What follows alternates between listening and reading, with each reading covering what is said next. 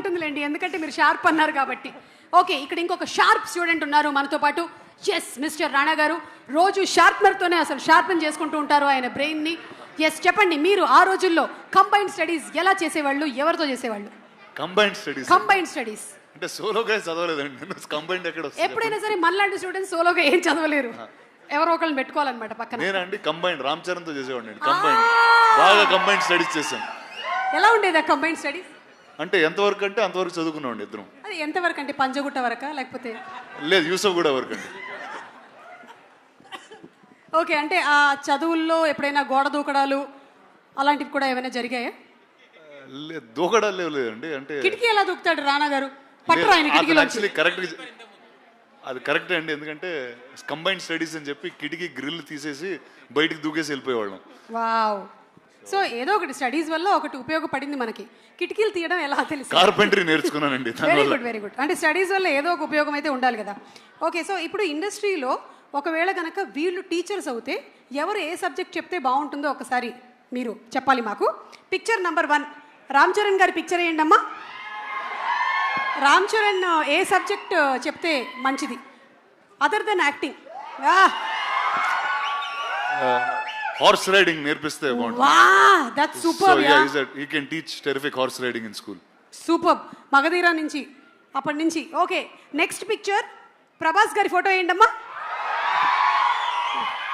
ఈయన ఏ సబ్జెక్ట్ చెప్తే బాగుంటుంది?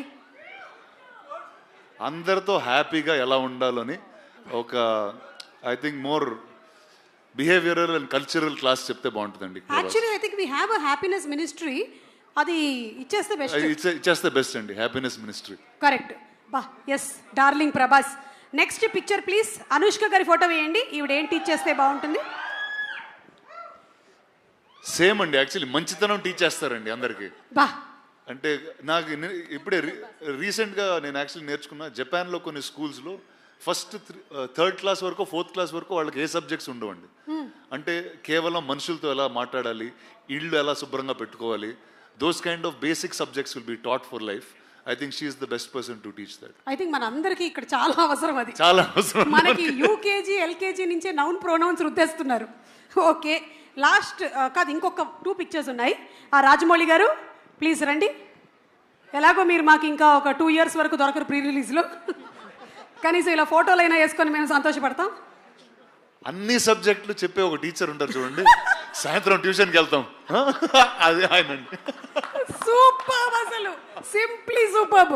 అన్ని సబ్జెక్ట్స్ కి మనం 300 రూపాయలు కట్టి వెళ్ళిపోతాం. సాయంత్రం ట్యూషన్కి వెళ్తాం చూడండి. Okay, done. Thank you teacher, thank you. And last but not the least are Devara NTR. ఖచ్చితంగా తెలుగు టీచర్ అండి, తెలుగు టీచర్ 100%. తారక్ కన్నా తెలుగు ఇంకెవరు నేర్పిస్తారు చెప్పండి? So I think Tarak will be the best Telugu teacher. ఇందుకనే మీరు సినిమాల్ని ప్రొడ్యూస్ చేసి ప్రెజెంట్ చేస్తున్నారు. ఒక్కొక్కళ్ళకి ఎంత కరెక్ట్గా ఇచ్చుకోవాలో అంత కరెక్ట్గా ఇచ్చారు కదా అసలు బిరుదులు. అండ్ అంతేకాకుండా ఎప్పుడు ఈ సినిమాని ఎక్కడ మలుపు తిప్పాలో చూపించింది కూడా మీరే రాణా గారు.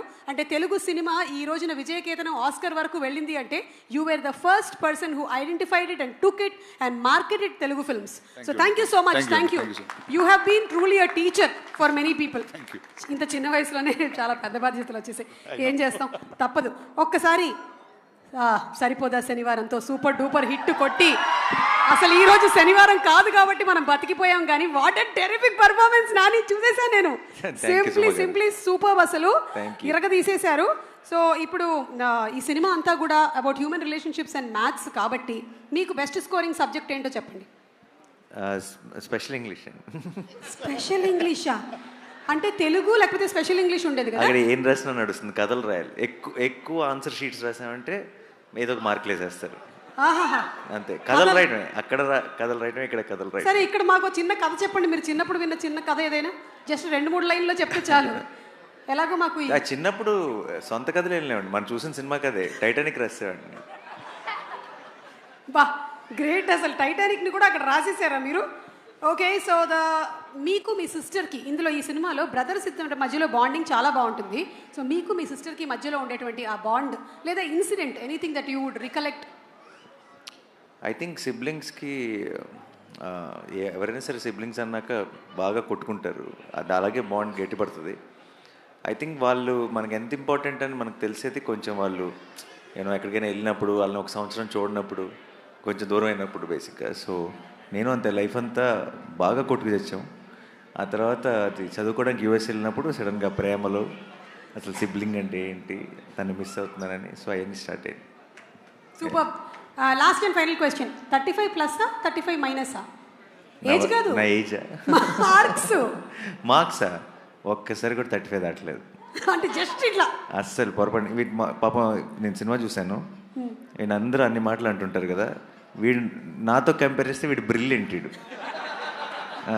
పొరపాటును కూడా వాడి కనీసం 1 ముందు 0 పెట్టాలా 1 తర్వాత 0 పెట్టాలని డౌట్ ఉంది నాకు. అసలు 1 తర్వాత 2 ఎందుకు రావాలి, 2 ముందు ఎందుకు రాకూడదని డౌట్ ఉండేది.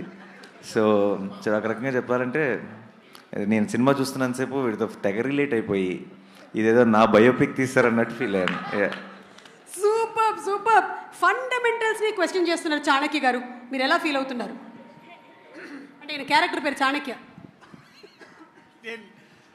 ప్రస్తుతానికి అన్న బయోపిక్ అన్నాడు కాబట్టి నేను చాలా గర్వంగా ఫీల్ అవుతున్నా.